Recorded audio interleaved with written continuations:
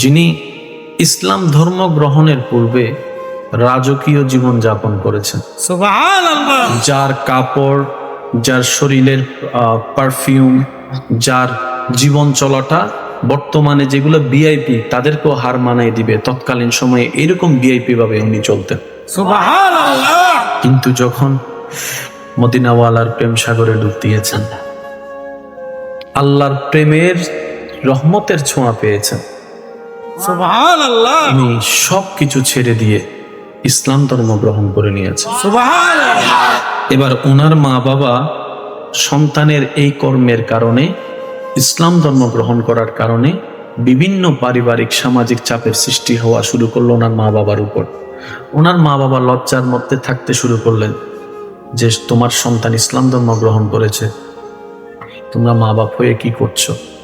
এবার মা বাপ প্ল্যানিং করলেন যে সন্তান ছোটবেলার থেকে চাওয়ার আগেই সবকিছু পেয়েছে, সুবহানাল্লাহ, কাপড় একবার হয়তো পরলে দ্বিতীয়বার আর পরার প্রয়োজন হয়নি, এত কাপড়ের ভান্ডার হয়েছে, সুবহানাল্লাহ, ওনার থেকে যদি আস্তে আস্তে টাকা কেড়ে নি, কাপড় কেড়ে নি, সম্মান কেড়ে নি, সুযোগ কেড়ে নি, রাজত্ব কেড়ে নি, হয়তো আমার সন্তান আবার অভাবে পড়ে বাধ্য হয়ে হলো ইসলামকে ছেড়ে, নবী রাহমাতুল্লিল আলামিনকে ছেড়ে আবার হয়তো আমাদের দলে যোগ দিবে। নাউজুবিল্লাহ। কিন্তু বাস্তবতা বড় ভিন্ন।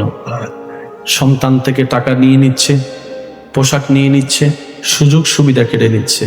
সন্তান বলে, মা সব কেড়ে নাও, সব কেড়ে নাও, সব কেড়ে নাও, হাসি মুখে সব দিয়ে দিতে রাজি আছি, কিন্তু নবী রাহমাতুল্লিল আলামিনের প্রেম ছাড়তে রাজি না, প্রেম ছাড়তে রাজি না। নবী রাহমাতুল্লিল আলামিনের সে প্রেম ছাড়তে আমি রাজি না। কারণ এই দলের মধ্যে যোগ দিয়ে ইসলাম ধর্ম গ্রহণ করে আমি যেই সন্ধান, যে শান্তি পেয়েছি, আমি পৃথিবীর জমিনে বেঁচে থেকে এতদিন সেই শান্তি পাইনি। তোমাদের কাছে থাকা অবস্থায় হয়তো কাপড়ের অভাব হয় নাই, টাকার অভাব হয় নাই, খাবারের অভাব হয় নাই, পারফিউমের অভাব হয় নাই, ক্ষমতার অভাব হয় নাই, সম্মানের অভাব হয় নাই। তুমি মা দেখছো হয়তো আমি ওনার দলে যোগ দিয়ে ইসলাম ধর্ম কবুল করার কারণে আমার শরীরে হয়তো কাপড় আর আগের মতো দেখা যাচ্ছে না, ফাটাচিরা কাপড় হয়তো দেখতে পাচ্ছ, আগের মতো পারফিউম হয়তো তুমি দেখতে পাচ্ছ না, আমার সচ্ছলতা হয়তো দেখতে পাচ্ছ না। আগে আমি ডেলি 3 বেলার জায়গায় 6 বেলা খাবার সুযোগ থাকলো, এখন হয়তো 3 দিনও 1 বেলা খেতে পারি না। তুমি এটা দেখছো মাগো, তুমি তো সেটা দেখছো না। আমার মনের শান্তির খবর তো তুমি জানো না, আমার হৃদয়ের শান্তির খবর তো তুমি জানো না। মাগো, ওই সচ্ছলতা জীবনের চাইতো 1000 গুণ সম্মানের, 1000 গুণ শান্তির, 1000 গুণ ইজ্জতের এই গরিবী জিন্দেগি, যেই গরিবী জিন্দেগির মধ্যে আমি বান্দা হয়ে আমার স্রষ্টার খোঁজ পেয়েছি, আমি উম্মত হয়ে আমার নবীর সন্ধান পেয়েছি। সুবহানাল্লাহ। সৃষ্টি জগতে আল্লাহ তাআলা রব্বুল আলামিনের যত ধরনের সৃষ্টি আছে, এই সৃষ্টি জগতে আল্লাহ তাআলা মানব জাতিকে শ্রেষ্ঠত্বর আসন দান করেছেন। আল্লাহ তাআলা সৃষ্টি জগতের মধ্যে সবচেয়ে দামি আপনার আমার নবী রাহমাতুল্লিল আলামিনকে বানিয়েছেন। সুবহানাল্লাহ, আরেকটু জোরে বলি, সুবহানাল্লাহ। আমরা যদি সুন্দর মনের বহিঃপ্রকাশ করে প্রেম নিয়ে, রবের ভয় নিয়ে একটু বোঝার চেষ্টা করি, তাহলে আপনারা দেখতে পাবো সর্বদিকে সবার থেকে, সর্বদিকে সবার থেকে সবচাইতে বেস্ট সৃষ্টি জগতে আল্লাহ সেভাবে সাজিয়ে দিয়েছেন আমাদের নবী রাহমাতুল্লিল আলামিনকে। সুবহানাল্লাহ। আপনি যদি একটু ডান বাম খেয়াল করে যদি একটু দেখেন, শরীর যখন আমাদের অসুস্থ হয়, আমাদের দৌড়টা ইঞ্জিনিয়ারের কাছে যায় না, ডাক্তারের কাছে যায়। ঠিক, একটু যদি কষ্ট না হয় আওয়াজ দিই। ঠিক, যদি আপনার একটা ঘর বানানোর প্রয়োজন হয়, আপনি দৌড়টা কখনো ডাক্তারের দিকে দিবেন না, একটা ইঞ্জিনিয়ারের দিকে দিবেন। ঠিক। আবার সেই ইঞ্জিনিয়ারের জগতের মধ্যে অনেকগুলা সেক্টর আছে, বিভিন্ন টাইপের, বিভিন্ন কোয়ালিটির, বিভিন্ন জগতের, বিভিন্ন চ্যাপ্টারে চ্যাপ্টারে ভাগ করার ইঞ্জিনিয়ারের জগৎ আছে। ঠিক, যেমনি ভাবে ডাক্তারদের একটা জগৎ আছে, হার্ট স্পেশালিস্ট আলাদা, গাইনি স্পেশালিস্ট আলাদা, বিভিন্ন সেক্টর আলাদা আলাদা আলাদা আলাদা আছে। কিন্তু সবাইকে আমরা শুধু ডাক্তারের নামে বলি, এই ডাক্তার শব্দের ভিতর গবেষণা করতে গেলে কিংবা ভিতরে ঢুকলে বিশাল একটা সমুদ্র পাওয়া যাবে। আপনার আমার জীবনে, জীবন চলার পথে এক এক সেক্টরের জন্য এক একটা সেক্টর করা দেওয়া আছে। যদি বাজারের দরকার হয় দোকান আলাদা, ওষুধ দরকার হলে ফার্মেসি আলাদা, রড দরকার হলে দোকান আলাদা, ইট দরকার হলে জায়গা আলাদা, সিমেন্ট দরকার হলে জায়গা আলাদা, তারপরে বিভিন্ন আপনার স্টেশনারি জিনিস দরকার হলে আলাদা, এভাবে বিভিন্ন সেক্টর। কিন্তু সাহাবায়ে কেরামের যা দরকার হতো, যা প্রয়োজন হতো, ওনারা শুধু একটা জায়গায় যেতেন, সেটা হচ্ছে মদিনাওয়ালার দরবারে। একটু বোঝার চেষ্টা করবো আমরা, কত সৌভাগ্য আমাদের, কত বড় ভাগ্য, আল্লাহ পাকের কত বড় দয়া, আপনাকে আমাকে এরকম একজন শানওয়ালা নবীর উম্মত হওয়ার সুযোগ দান করেছেন। ঘরের প্রবলেম সমাধান চাই, সাহাবায়ে কেরাম দৌড়তে নবীর দরবার।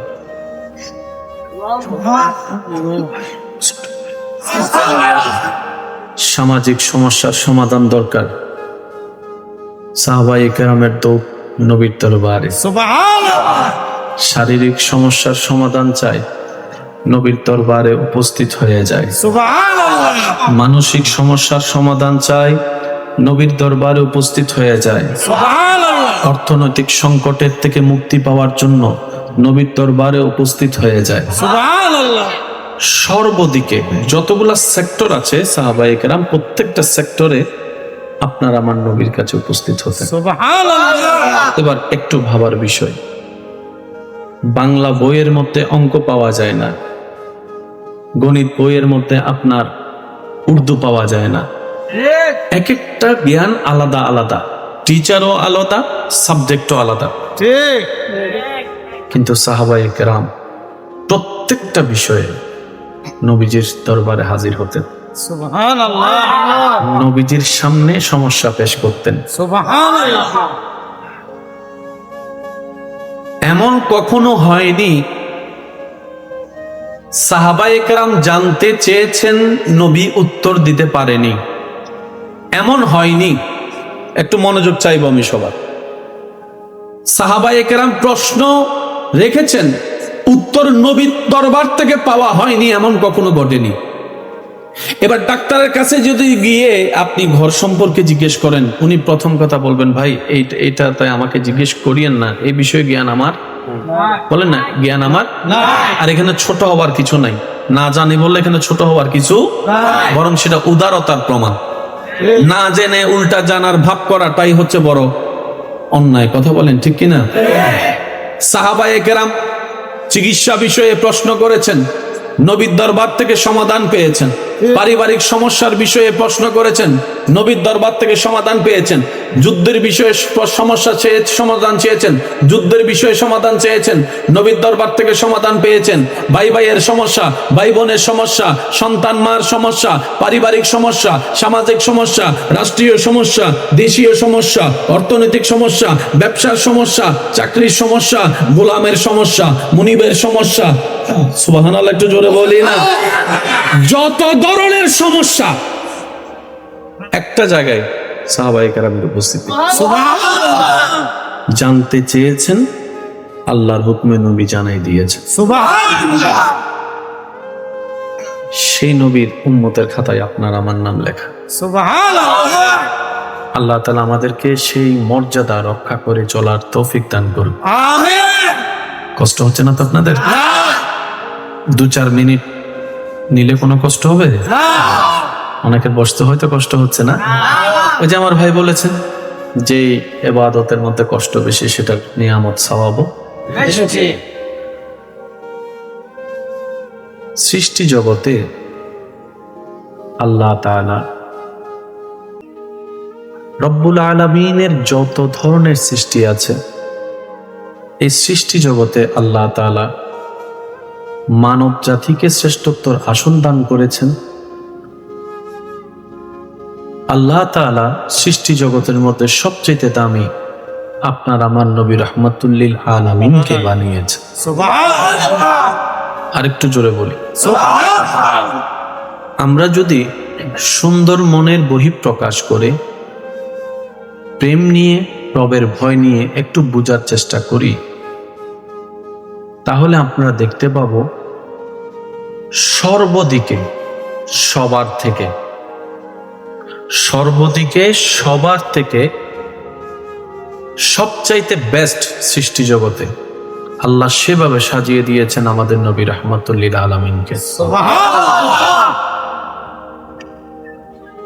আপনি যদি একটু ডান বাম খেয়াল করে যদি একটু দেখেন,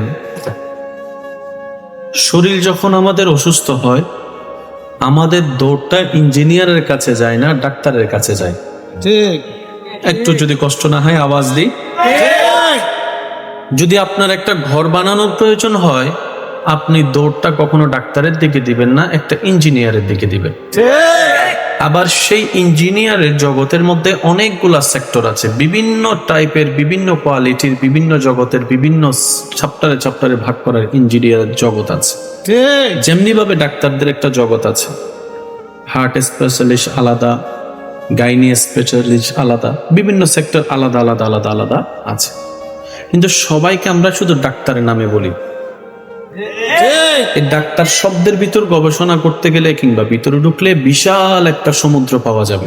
ঠিক আপনার আমার জীবনে, জীবন চলার পথে এক এক সেক্টরের জন্য এক একটা সেক্টর করা দেওয়া আছে।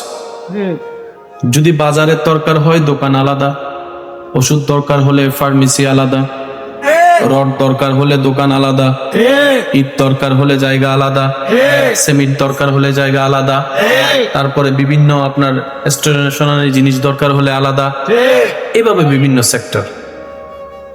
কিন্তু সাহাবায়ে কেরামের যা দরকার হতো, যা প্রয়োজন হতো, ওনারা শুধু একটা জায়গায় যেতেন, সেটা হচ্ছে মদিনাওয়ালার দরবারে। একটু বোঝার চেষ্টা করবো আমরা, কত সৌভাগ্য আমাদের, কত বড় ভাগ্য, আল্লাহ পাকের কত বড় দয়া, আপনাকে আমাকে এরকম একজন শানওয়ালা নবীর উম্মত হওয়ার সুযোগ দান করেছেন।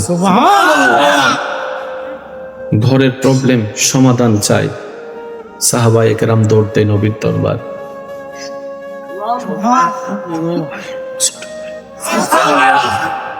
সামাজিক সমস্যার সমাধান দরকার, সাহাবায়ে কেরামের দৌড় নবীর দরবারে। শারীরিক সমস্যার সমাধান চাই, নবীর দরবারে উপস্থিত হয়ে যায়। মানসিক সমস্যার সমাধান চাই, নবীর দরবারে উপস্থিত হয়ে যায়। অর্থনৈতিক সংকটের থেকে মুক্তি পাওয়ার জন্য নবীর দরবারে উপস্থিত হয়ে যায়। সর্বদিকে যতগুলা সেক্টর আছে, সাহাবায়ে কেরাম প্রত্যেকটা সেক্টরে আপনার আমার নবীর কাছে উপস্থিত হতেন। এবার একটু ভাবার বিষয়, বাংলা বইয়ের মধ্যে অঙ্ক পাওয়া যায় না, গণিত বইয়ের মধ্যে আপনার উর্দু পাওয়া যায় না, এক একটা জ্ঞান আলাদা আলাদা, টিচারও আলাদা, সাবজেক্টও আলাদা। ঠিক কিন্তু সাহাবায়ে কেরাম প্রত্যেকটা বিষয়ে নবীজির দরবারে হাজির হতেন, নবীজির সামনে সমস্যা পেশ করতেন। এমন কখনো হয়নি সাহাবায়ে কেরাম জানতে চেয়েছেন, নবী উত্তর দিতে পারেনি, এমন হয়নি। একটু মনোযোগ চাইবো আমি সবার। সাহাবায়ে কেরাম প্রশ্ন রেখেছেন, উত্তর নবীর দরবার থেকে পাওয়া হয়নি, এমন কখনো ঘটেনি। এবার ডাক্তারের কাছে যদি গিয়ে আপনি ঘর সম্পর্কে জিজ্ঞেস করেন, উনি প্রথম কথা বলবেন, ভাই এইটা তাই আমাকে জিজ্ঞেস করিয়েন না, এই বিষয়ে জ্ঞান আমার, বলেন না জ্ঞান আমার। আর এখানে ছোট হওয়ার কিছু নাই, না জানি বললে এখানে ছোট হওয়ার কিছু, বরং সেটা উদারতার প্রমাণ। না জেনে উল্টা জানার ভাব করাটাই হচ্ছে বড় অন্যায়। কথা বলেন ঠিক কিনা? সাহাবায়ে কেরাম চিকিৎসা বিষয়ে প্রশ্ন করেছেন, নবীর দরবার থেকে সমাধান পেয়েছেন। পারিবারিক সমস্যার বিষয়ে প্রশ্ন করেছেন, নবীর দরবার থেকে সমাধান পেয়েছেন। যুদ্ধের বিষয়ে সমাধান চেয়েছেন, যুদ্ধের বিষয়ে সমাধান চেয়েছেন, নবীর দরবার থেকে সমাধান পেয়েছেন।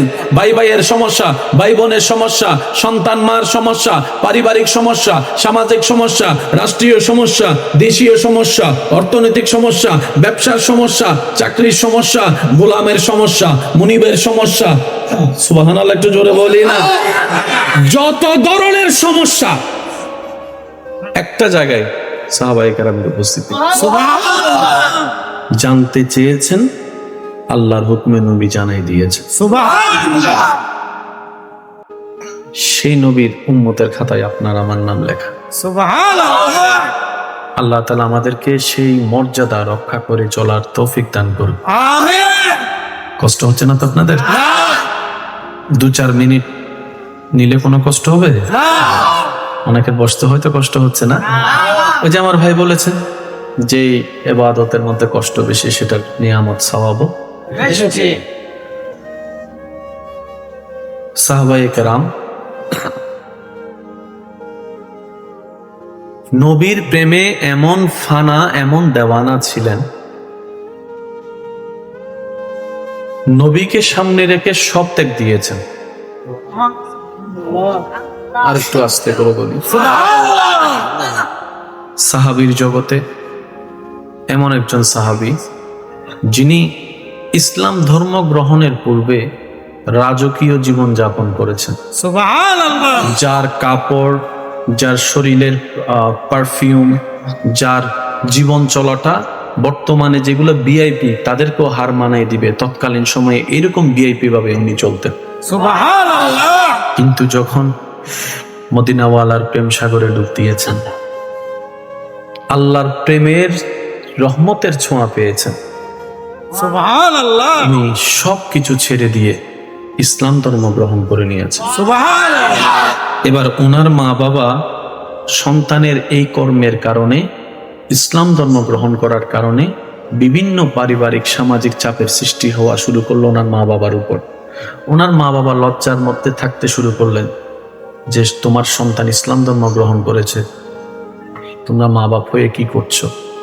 এবার মা বাপ প্ল্যানিং করলেন, যে সন্তান ছোটবেলার থেকে চাওয়ার আগেই সবকিছু পেয়েছে, কাপড় একবার হয়তো পরলে দ্বিতীয়বার আর পরার প্রয়োজন হয়নি, এত কাপড়ের ভান্ডার হয়েছে, ওনার থেকে যদি আস্তে আস্তে টাকা কেড়ে নি, কাপড় কেড়ে নি, সম্মান কেড়ে নি, সুযোগ কেড়ে নি, রাজত্ব কেড়ে নি, হয়তো আমার সন্তান আবার অভাবে পড়ে বাধ্য হয়ে হলো ইসলামকে ছেড়ে, নবী রাহমাতুল লিল আলামিনকে ছেড়ে আবার হয়তো আমাদের দলে যোগ দিবে। কিন্তু বাস্তবতা বড় ভিন্ন। সন্তান থেকে টাকা নিয়ে নিচ্ছে, পোশাক নিয়ে নিচ্ছে, সুযোগ সুবিধা কেড়ে নিচ্ছে। সন্তান বলে, মা সব কেড়ে নাও, সব কেড়ে নাও, সব কেড়ে নাও, হাসি মুখে সব দিয়ে দিতে রাজি আছি, কিন্তু নবী রাহমাতুল লিল আলামিনের প্রেম ছাড়তে রাজি না, প্রেম ছাড়তে রাজি না। নবী রাহমাতুল লিল আলামিনের সে প্রেম ছাড়তে আমি রাজি না। কারণ এই দলের মধ্যে যোগ দিয়ে ইসলাম ধর্ম গ্রহণ করে আমি যেই সন্ধান, যেই শান্তি পেয়েছি, আমি পৃথিবীর জমিনে বেঁচে থেকে এতদিন সেই শান্তি পাইনি। তোমাদের কাছে থাকা অবস্থায় হয়তো কাপড়ের অভাব হয় নাই, টাকার অভাব হয় নাই, খাবারের অভাব হয় নাই, পারফিউমের অভাব হয় নাই, ক্ষমতার অভাব হয় নাই, সম্মানের অভাব হয় নাই। তুমি মা দেখছো হয়তো আমি ওনার দলে যোগ দিয়ে ইসলাম ধর্ম কবুল করার কারণে আমার শরীরে হয়তো কাপড় আর আগের মতো দেখা যাচ্ছে না, ফাটাচিরা কাপড় হয়তো দেখতে পাচ্ছ, আগের মতো পারফিউম হয়তো তুমি দেখতে পাচ্ছ না, আমার সচ্ছলতা হয়তো দেখতে পাচ্ছ না। আগে আমি ডেলি 3 বেলার জায়গায় 6 বেলা খাবার সুযোগ থাকলো, এখন হয়তো 3 দিনও 1 বেলা খেতে পারি না। তুমি এটা দেখছো মাগো, তুমি তো সেটা দেখছো না। আমার মনের শান্তির খবর তো তুমি জানো না, আমার হৃদয়ের শান্তির খবর তো তুমি জানো না। মাগো, ওই সচ্ছলতা জীবনের চাইতো 1000 গুণ সম্মানের, 1000 গুণ শান্তির, 1000 গুণ ইজ্জতের এই গরিবী জিন্দেগি, যেই গরিবী জিন্দেগির মধ্যে আমি বান্দা হয়ে আমার স্রষ্টার খোঁজ পেয়েছি, আমি উম্মত হয়ে আমার নবীর সন্ধান পেয়েছি। সুবহানাল্লাহ, আল্লাহ।